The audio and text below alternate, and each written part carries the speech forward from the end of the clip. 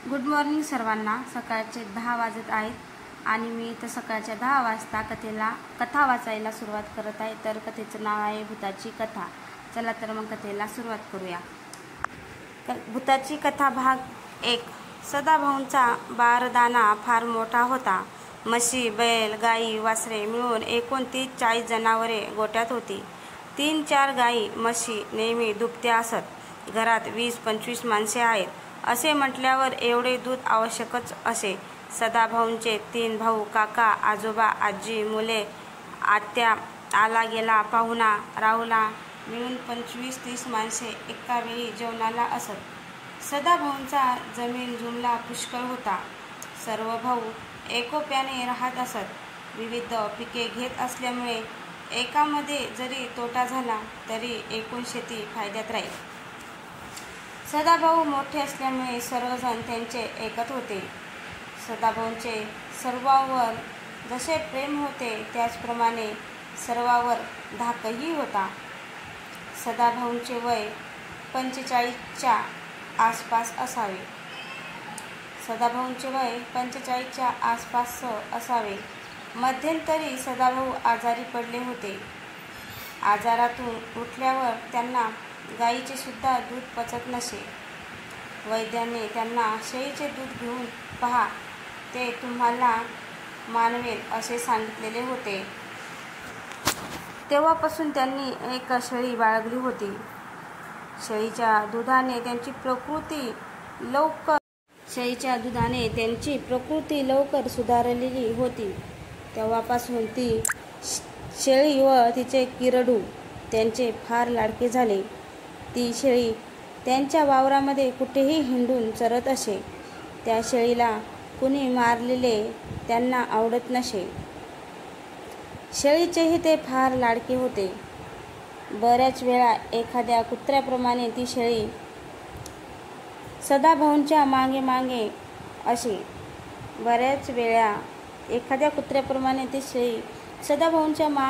असे। शेळीला ते लाडीकपणे नेहमी रंगू म्हणून हाक मारीत असत। ते गावात निघाले की ती शेळी त्यांच्या मागे येत असे। तिला चुकवून किंवा तिला बांधून ठेवून मगच सदाभाऊ गावाला जाण्यासाठी निघत असे। जिल्ह्याच्या गावी जायचे म्हणजे सदाभाऊंना साधारण 2.5 ते 3 तास लागत होते। त्यांच्या गावाला रस्ता नसल्यामुळे बस येत नसे। परिस्थिती असूनही मोटरसायकल किंवा मोटार बाळगता येत नसे।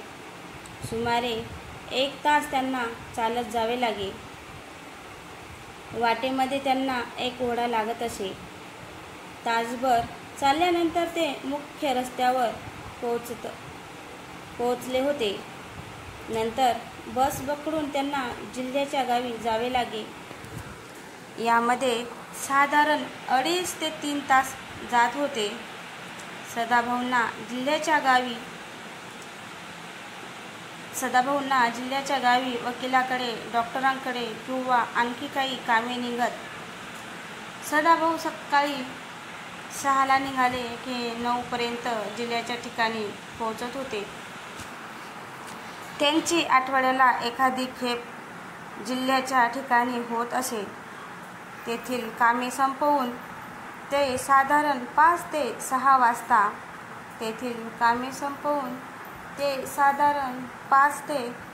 वाजता संध्याकाळी परत निघत।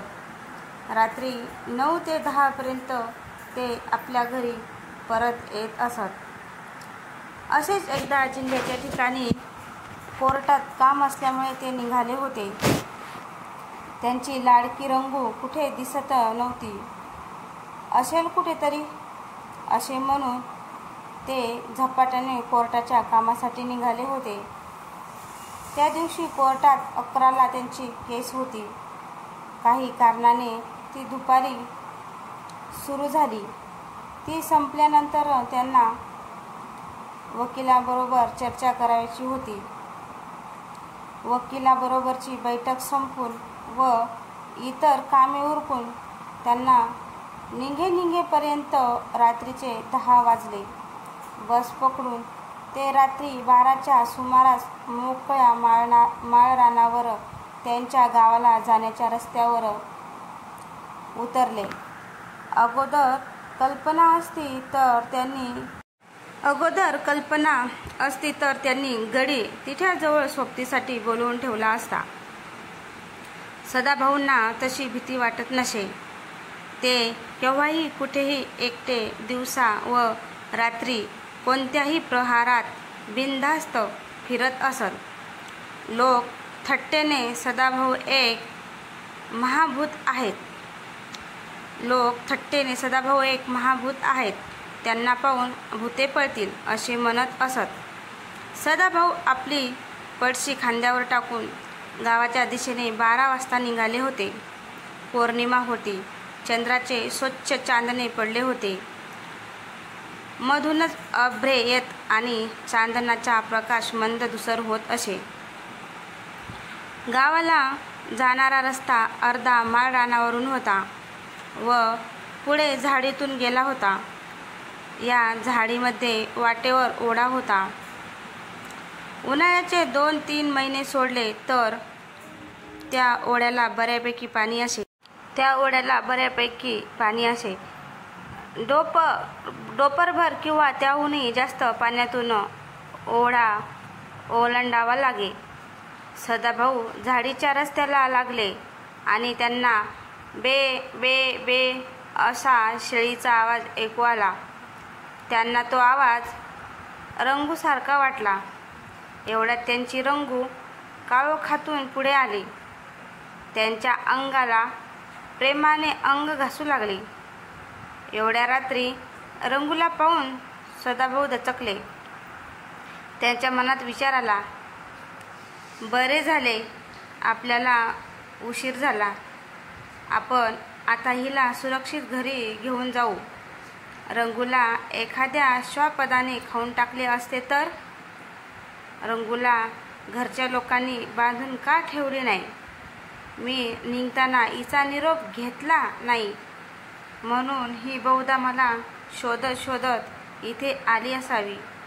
रंगूला काही भलते सलते झाले असते म्हणजे? घरी गेल्यावर चांगलीच तासपट्टी काढली पाहिजेत. रंगूचा बच्चूही बरोबर दिसत नव्हता. तो सुरक्षित असला म्हणजे झाले.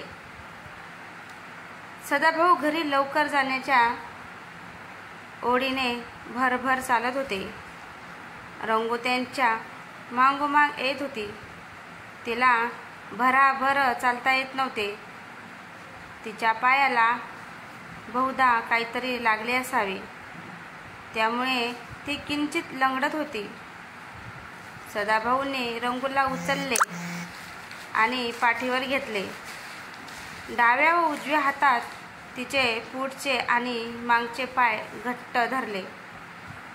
तिला मानेवर घेऊन ते भरभर चालू लागले. ही आपली रंगू नसेल, आणखी कोणीतरी असेल असा विचारही त्याच्या मनात आला नाही. चालता चालता रंगू जड होत चालली आहे असा भास त्यांना झाला. जिल्ह्याच्या ठिकाणी जाण्यासाठी पहाटे उठल्यामुळे, संबंध दिवस कामात गेल्यामुळे आपण दमलो आहोत म्हणून असे वाटत असावे असा विचार त्यांच्या मनात आला. भरभर घराच्या दिशेने चालताना ओढा केव्हा आला ते त्यांना कळलेच नाही. ओढ्यातून पलीकडे जाण्यासाठी धोतर भिजू नये म्हणून त्यांना आपले धोतर जरा वर खोचणे आवश्यक होते. शेळीला खाली ठेवून धोतर नीट खोचून घ्यावे व मग शेळीला पुन्हा खांद्यावर घ्यावे अशा विचाराने ते शेळी खाली ठेवू लागले. शेळी खाली उतरायला तयार होईना. त्यांना शेळीला खाली ठेवता येईना. सदाभाऊंना थोडे विचित्र वाटू लागले. पडलेला वारा, श्रमाने सुटलेला घाम, झाडांच्या विचित्र पडलेल्या सावल्या त्यात मधूनच येणाऱ्या अभ्रामुळे कमी जास्त होणाऱ्या व धुसर होणाऱ्या सावल्या, त्यातच आकाशातून उडणाऱ्या टिटवीचा आवाज, मधूनच येणाऱ्या घुबडीचा घुघुतकार, टळून गेलेली मध्यरात्र आणि त्यातच मानेवरून न उतरणारी रंगू. एखाद्याची घाबरगुंडी उडवायला एवढे पुरेसे होते. रंगू खांद्यावरून उतरत नाही असे पाहिल्यावर त्याने तिला एका हाताने धरून ठेवून दुसऱ्या हाताने आपले धोतर खोचले. ओढा ओलांडण्यासाठी पाण्यात पाऊल ठेवले. एवढ्यात लांब कोल्ह्यांच्या कोल्हेकुईचा आवाज ऐकू आला. न घाबरणारे न डरणारे स्वतःच एक भूत आहे असे ज्यांना विनोदाने गावकरी म्हणत, ते सुद्धा आता जरा कंपायमान झाले होते. पटकन ओढा ओलांडावा आणि उरलेला 10 मिनिटाचा रस्ता पटकन पार करावा आणि घरी पोहोचावे असे त्यांना उत्सुकतेने वाटू लागले. मनातल्या मनात त्यांनी रामनामांचा जप सुरू केला. शेळीला खांद्यावरून उचलून फेकून द्यावे असे त्यांना वाटत होते. शेळी जड होत होती. तिची खांद्यावरची पकड जास्त घट होत आहे असे त्यांना भासत होते. सदाभाऊ ओढ्याच्या मध्यभागी आले आणि त्यांना शेळीचे पाय लांब होत आहेत असे वाटू लागले. चांदणे, अभ्रे, झाडे, सावल्या, मनात होणारी घबराट नक्की कशामुळे असे सदाभाऊंना वाटत होते की खरेच रंगूचे पाय लांब होत होते. सांगता येणे कठीण आहे. सदाभाऊ खूप घाबरलेले होते. ते कसेबसे ओढा ओलांडून पलीकडे आले व तिथेच बेशुद्ध होऊन वाळवंटात कोसळले. सदाभाऊ जेव्हा शुद्धीवर आले त्यावेळी ते आपल्या घरी, आपल्या माणसात, आपल्या बिछाण्यावर होते. त्यांना सडकून ताप भरला होता. त्यांची पत्नी त्यांच्या कपाळावर गार पाण्याच्या घड्या ठेवीत होती. 4 दिवसांनी त्यांचा ताप निघाला. त्यांची तापातील असंबद्ध बडबडही संपली. त्यांना 4 दिवसात त्यांच्या आवडत्या रंगूची आठवणही झाली नाही किंवा कदाचित होऊनही त्यांनी बाहेर तसे दाखवले नाही. 8-15 दिवसात त्यांची शक्ती भरून निघाली. ते पूर्वीसारखे हसू बोलू लागले. झाले ते असे झाले. 9-10 वाजेपर्यंत येणाऱ्या सदाभाऊंची घरच्या लोकांनी 12 वाजेपर्यंत वाट पाहिली. त्यांचे बंधू 2 गडी बरोबर घेऊन रस्त्यापर्यंत सदाभाऊंच्या शोधासाठी निघाले होते. वाटेत वाळवंटात ओढ्याच्या काठी सदाभाऊ बेशुद्ध पडलेले आढळले. शेजारीच त्यांची लाडकी रंगू उभी होती. रंगू संकट बेशुद्ध सदाभाऊंना घरी आणण्यात आले. रंगूला तर घरी बांधण्यात आले होते. तिने आपली सुटका केव्हा करून घेतली आणि ती सदाभाऊंजवळ कशी गेली कुणालाच काही कळेना. ही सर्व हकीकत सदाभाऊंना पूर्ण बरे झाल्यावर कळली. रंगू खरेच होती की खऱ्या रंगूच्या अंगात कोणी भूत आले होते की एखाद्या भूताने रंगूचे रूप घेतले होते आणि नंतर ते चावट भूत निघून गेले व तेवढ्यात खऱ्या रंगूने आपली सुटका करून घेऊन ती तिथे बेशुद्ध सदाभाऊंजवळ येऊन उभी राहिली. सदाभाऊंना भास झाले की जे झाले वाटले ते सत्य होते. नक्की काय झाले असावे हे एक कोडे आहे. ही सर्व हकीकत सदाभाऊंना पूर्ण बरे झाल्यावर कळली.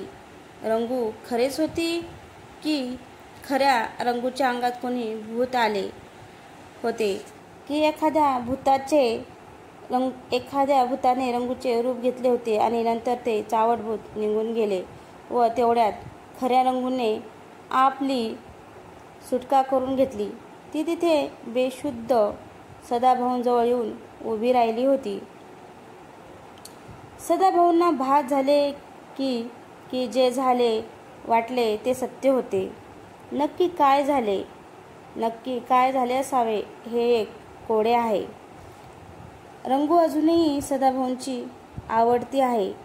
जेव्हा ती दुभती असते तेव्हा तिचे दूध सदाभाऊ आवडीने पितात. तेव्हापासूनच जेव्हा सदाभाऊ जिल्ह्याच्या ठिकाणी जातात तेव्हा ते आपल्याबरोबर एक गडी घेऊन जातात. हल्ली सदाभाऊंचे दिवसाच्या व रात्रीच्या कोणत्याही प्रहरी बिंदास फिरणे कमी झाले होते. तर मित्रांनो, तुम्हाला ही कथा कशी वाटली?